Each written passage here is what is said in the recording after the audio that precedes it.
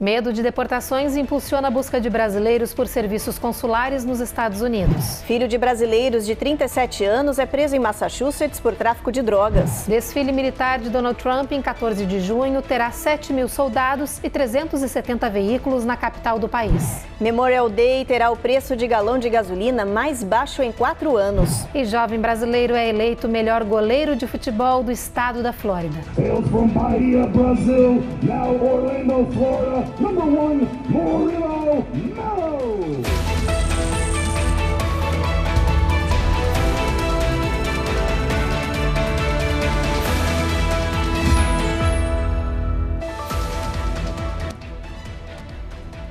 Olá, boa noite. Boa noite. Os consulados brasileiros aqui nos Estados Unidos estão registrando um aumento significativo de pessoas buscando atualizar documentos, com receio da onda de deportações. Só para se ter uma ideia, a demanda por serviços consulares, como emissões de passaportes, por exemplo, já ultrapassa 50% dos pedidos normais para este período do ano. Desde o início do governo Trump, diversas ações executivas foram assinadas, muitas delas gerando um movimento migratório nunca visto antes.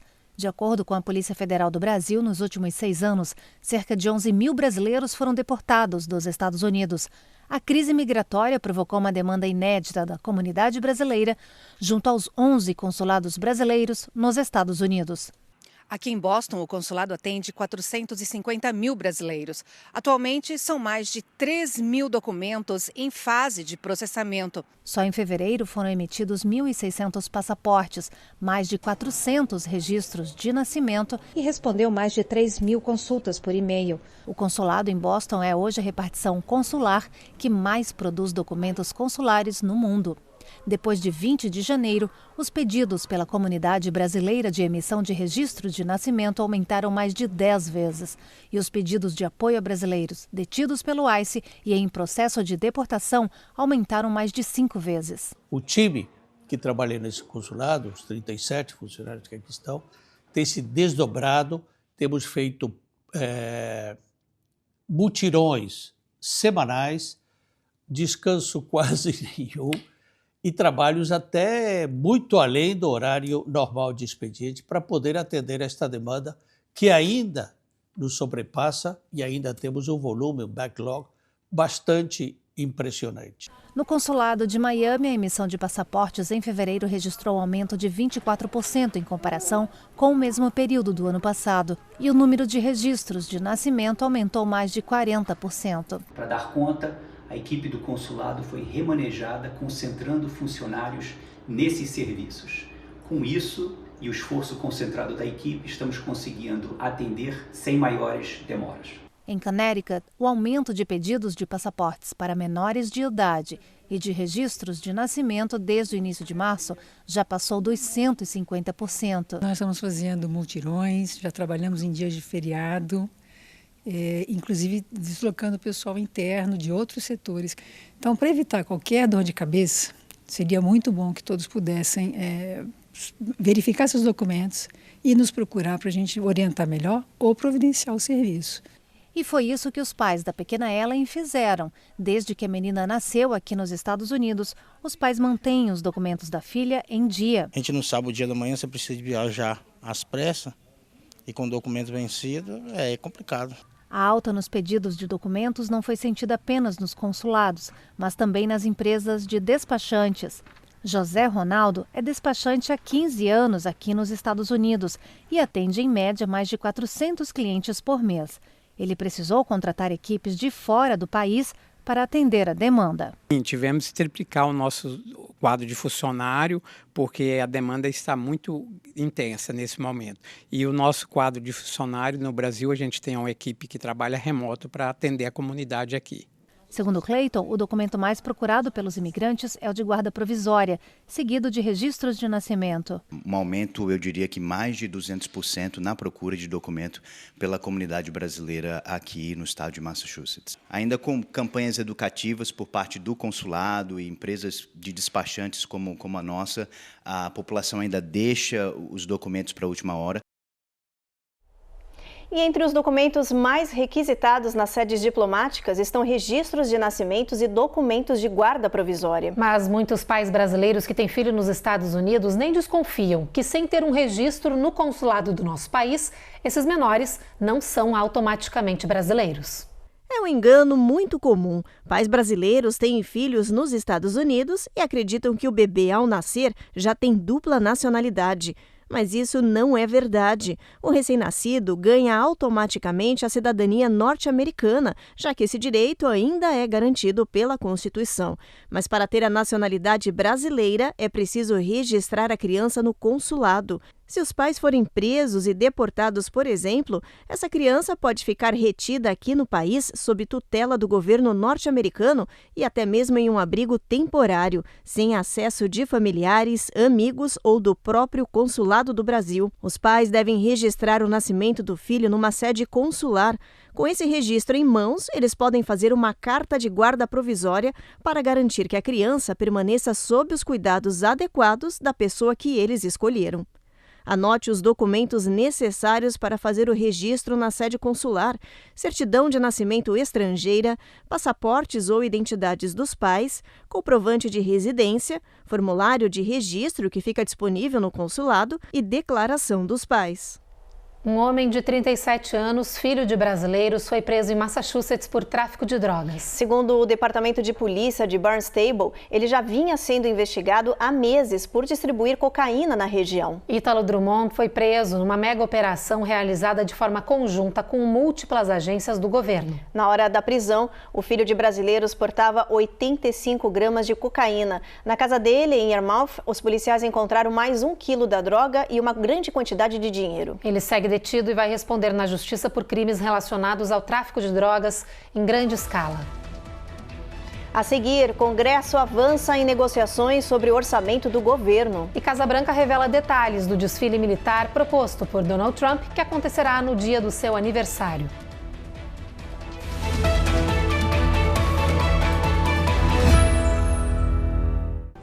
E você tá aí bem distraído no intervalo, né? Então, olha, aproveita esse sininho que tá aparecendo aí embaixo e ativa ele. Não esquece de se inscrever no nosso canal e sempre deixar aquele like. Uma curtida é sempre boa, tá?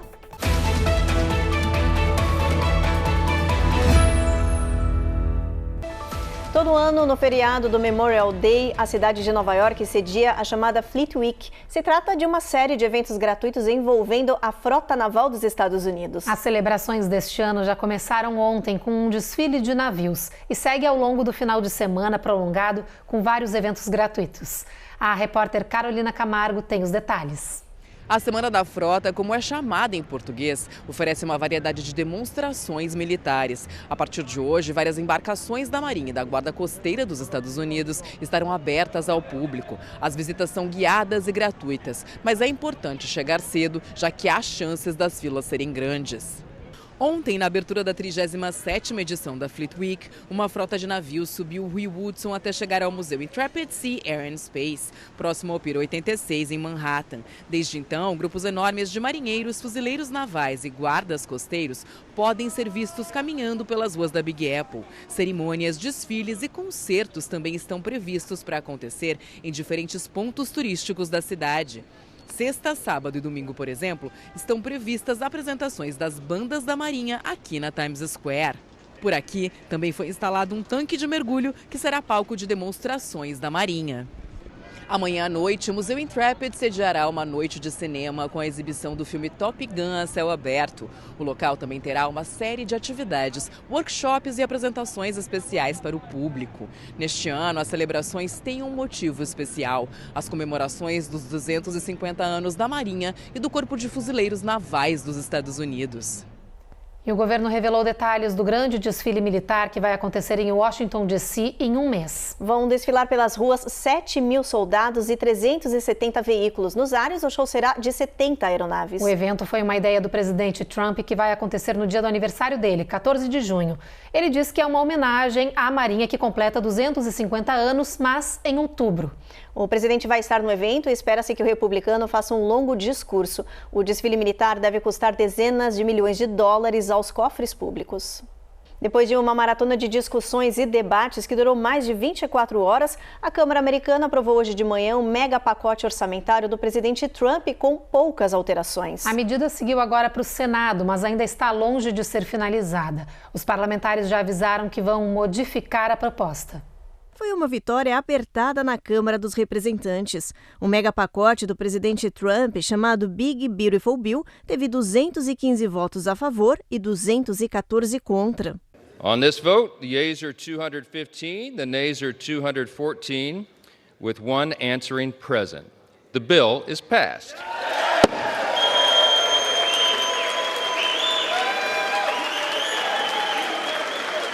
USA.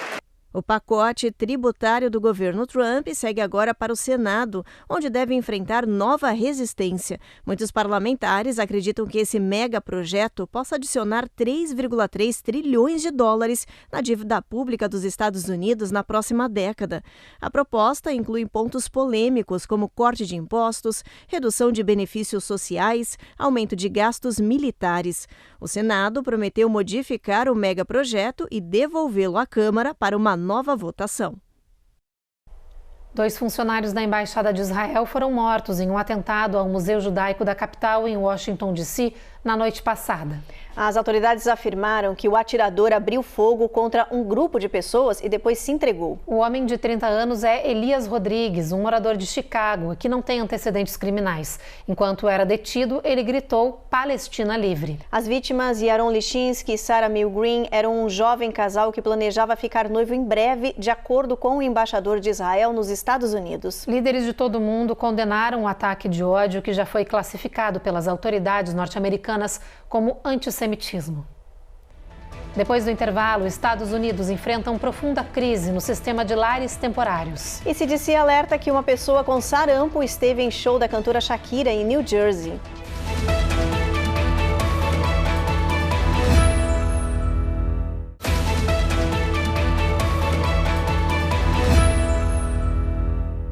Os Estados Unidos enfrentam uma profunda crise no sistema de lares adotivos temporários. Além da escassez de famílias para abrigos provisórios, o sistema precisa de reformas estruturais urgentes. Existem cerca de 390 mil crianças em lares temporários nos Estados Unidos.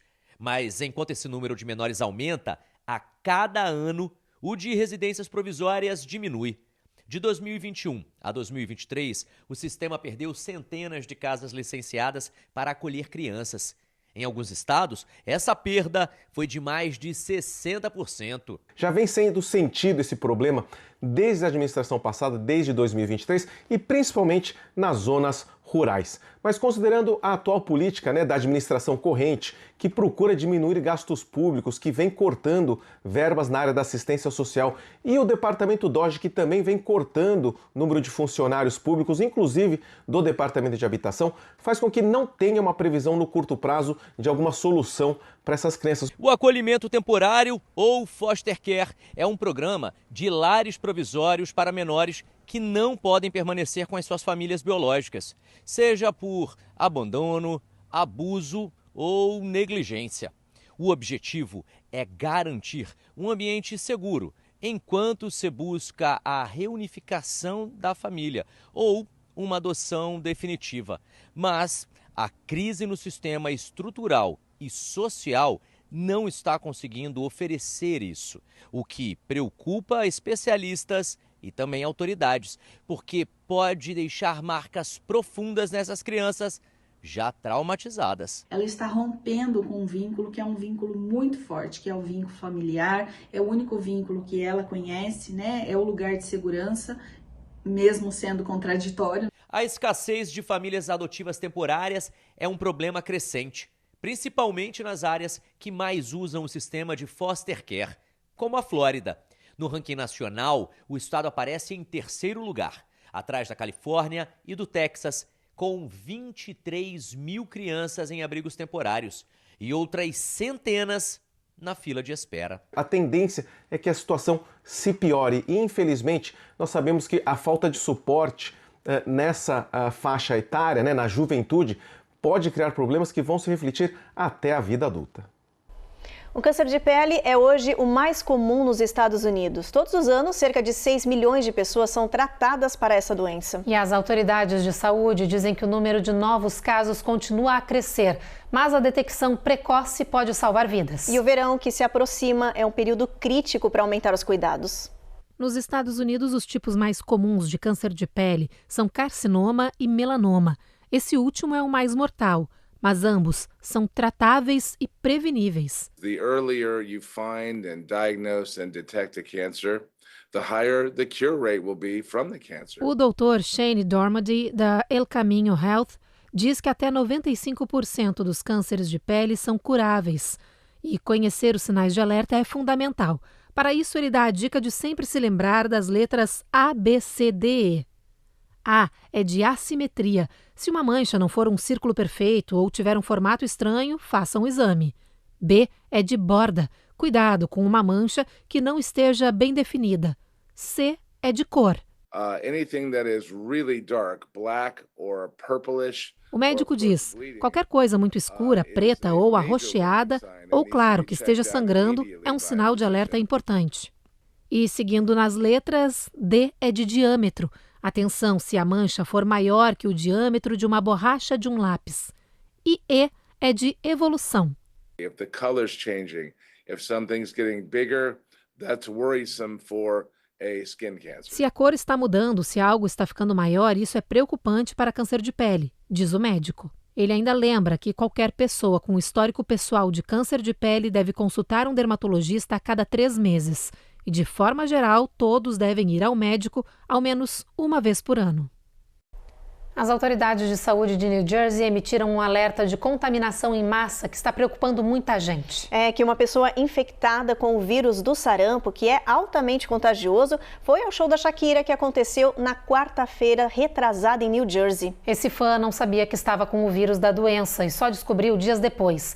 Agora as autoridades estão pedindo que todas as pessoas que foram a essa apresentação fiquem isoladas por alguns dias. Depois do período de incubação, que pode variar de 6 a 21 dias, se alguém apresentar mal-estar, manchas no corpo, febre, tosse ou ainda erupção cutânea, deve fazer um teste para confirmar o diagnóstico. Os Estados Unidos enfrentam o pior surto de sarampo em 30 anos. Segundo o Centro de Controle e Prevenção de Doenças, mais de 1.024 casos da doença já foram registrados em pelo menos 30 estados. Entre eles, New Jersey. Depois do intervalo, tem boa notícia. O Memorial Day terá o preço de galão de gasolina mais baixo em 4 anos. E a gente te mostra quem é o jovem brasileiro eleito o melhor goleiro de futebol do estado da Flórida.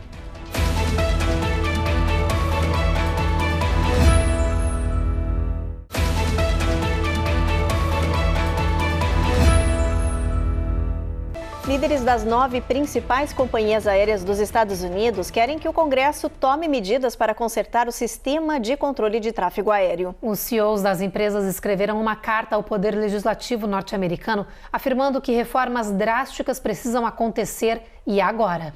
A carta observa que a escassez de controladores de tráfego aéreo, as operações ineficientes e as tecnologias antigas estão prejudicando a segurança da aviação. Eles ainda elogiaram o plano de melhorias do Departamento de Transportes, mas para que esse projeto avance, ainda é preciso bilhões de dólares em financiamento do Congresso. O apelo das companhias aéreas ao governo ocorre após uma série de interrupções e atrasos de grande repercussão causados por problemas de telecomunicações e escassez de pessoal nas instalações dos aeroportos. E por causa desse caos que vive a aviação norte-americana, muitas pessoas estão preferindo viajar de carro nesse próximo feriado. Pois é, e a boa notícia é que o preço da gasolina neste Memorial Day é o mais baixo em 4 anos. Os moradores do país estão sentindo o pico da inflação em todos os lugares, mas podem esperar um alívio nos postos de gasolina neste feriado. A queda nas bombas se deve a uma redução nos preços do petróleo nos Estados Unidos, que despencaram cerca de 20% desde janeiro. A rastreadora de combustíveis GasBuddy prevê que o preço médio nacional de um galão de gasolina no Memorial Day será de $3,08. 50 centavos abaixo do mesmo feriado no ano passado. Mas em um cenário econômico volátil, tudo pode mudar novamente, segundo o especialista. Patrick Derham, chefe de análises de petróleo da Gasbury, diz: conforme a economia avança, os preços da gasolina também avançam. No momento, com as ameaças das tarifas e as incertezas econômicas, os preços podem variar. Mas até lá, é hora de aproveitar, encher o tanque e botar o pé na estrada. Vamos dar uma olhada no telão, chegou a hora da meteorologia. Previsão para amanhã em Boston é de tempo encoberto, assim como em Nova York. Na capital, um clima mais quente, máxima de 78. O sol vai brilhar bastante da faixa de Charlotte até Atlanta, onde a máxima bate 85. Sunshine State, vocês já sabem, bastante sol na previsão. Miami, mais quente possível, máxima de 90. Em Houston também tem bastante sol, assim como em Brownsville. Pois é, em San Antônio a gente já tem um tempo encoberto aí, com mínima de 70 graus, máxima de 84. É o Paso, sol brilhando o dia inteiro, máxima de 88 graus nessa região aí. Albuquerque não tem previsão de nuvens ao longo do dia, máxima de 85 graus. Phoenix, a temperatura chega a 95 de máxima e 75 de mínima. Los Angeles, sol brilhando. Las Vegas, a mesma coisa, sol vai brilhar forte aí na maioria da parte do país hoje. São Francisco, a gente tem tempo encoberto, com mínima de 58, máxima de 72 graus. Agora a gente fala de um brasileiro de sucesso, um baiano de 17 anos que chegou aqui nos Estados Unidos como uma promessa no futebol. Mas em pouco tempo ele superou as expectativas. O jovem Murilo ajudou a levar um time de Orlando ao topo do campeonato e foi eleito o melhor jogador do estado da Flórida. Hails from Bahia, Brazil, now Orlando, Florida, number 1, Murilo Melo. Não é só na camisa que o goleiro Murilo Melo ostenta o número 1. Aos 17 anos, esse baiano foi o principal destaque do Lake Nona High School em Orlando. Ele levou o time de futebol a vencer todos os campeonatos e foi eleito o melhor goleiro da temporada do ensino médio na Flórida. Eu me sinto extremamente feliz, mas eu não imaginava receber esse prêmio. Pois através de muitos jogos difíceis, muitos goleiros bons, muitos jogadores bons, o Coach Anthony me deu a oportunidade de jogar todos os jogos, me deu a oportunidade de bater pênalti numa semifinal e eu acho que isso me ajudou muito na conquista desse prêmio. A atuação desse brasileiro de 1,94 m virou notícia na imprensa americana. Ele se tornou o terror do time adversário. Até nos pênaltis, Murilo prova que é craque. Para o coach, o sucesso do time se deve em grande parte à postura de liderança e companheirismo de Murilo. Attribute a lot of the success to Murilo's presence in the goal. Murilo ainda tem um acompanhamento de peso nos treinos extras. O ex-camisa 1 da seleção brasileira e ex-Botafogo, Jefferson Galvão. Murilo é um garoto muito promissor, né? Tô tendo a oportunidade de treinar esse garoto aí já faz aí um bom tempo, né? Já vamos aí para quase 4 anos. O grande potencial de um goleiro é a técnica, né? Então hoje o Murilo é um goleiro que tem muita técnica, né? É um goleiro de explosão, um goleiro alto, que usa bastante a sua elasticidade. Joga muito bem com os pés aí, né? Hoje, principalmente na atualidade, a gente sabe que é uma exigência aí do futebol. Então é um garoto que realmente está completo para poder estar ingressando aí no time profissional. Há 3 anos nos Estados Unidos, esse brasileiro se prepara agora para um novo capítulo da jornada profissional. Por causa do talento, ele recebeu várias propostas de universidades americanas. Todas estão sendo avaliadas com um pensamento estratégico de goleiro. Movimento preciso para não perder a oportunidade e poder realizar o sonho pessoal. O maior objetivo como goleiro é me tornar profissional de alto nível e realizar o sonho de vários jogadores de futebol, que é alcançar a seleção brasileira.